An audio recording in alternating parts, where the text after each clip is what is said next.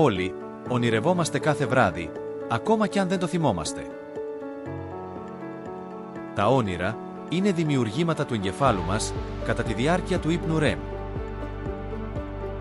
Μπορούν να είναι παράξενα, τρομακτικά, μαγικά ή εντελώς ρεαλιστικά.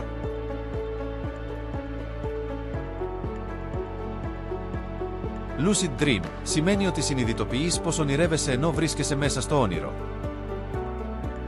Μπορείς να ελέγξεις το περιβάλλον, τις πράξεις σου, ακόμα και την πλοκή του ονείρου. Δεν είναι φαντασία, είναι επιστημονικά τεκμηριωμένο φαινόμενο.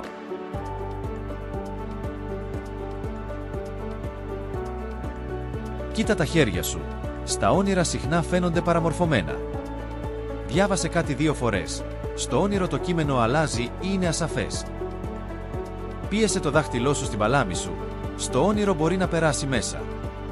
Κράτα ημερολόγιο ονείρων. Γράφε κάθε πρωί τι θυμάσαι. Αυτό ενισχύει τη μνήμη των ονείρων και αυξάνει την πιθανότητα lucid dreaming. Ξύπνα μετά από 5-6 ώρες ύπνου. Μείνε ξύπνιος για 20-30 λεπτά και ξανακοιμήσου με πρόθεση να ονειρευτείς συνειδητά.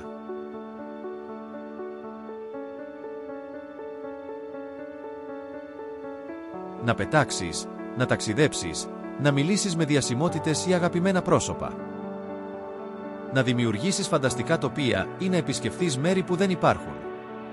Να αντιμετωπίσεις φόβους ή να λύσεις προβλήματα.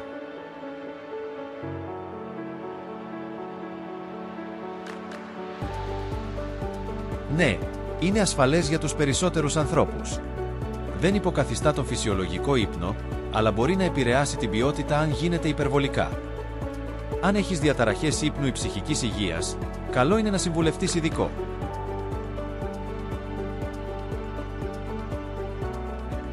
Ο Λεωνάρντο Ντικάπριο έκανε lucid dreaming στο Inception. Ο Νίκολα Τέσλα έλεγε ότι εμπνεόταν από τα όνειρά του. Υπάρχουν online κοινότητες που ανταλλάσσουν σενάρια lucid dreaming.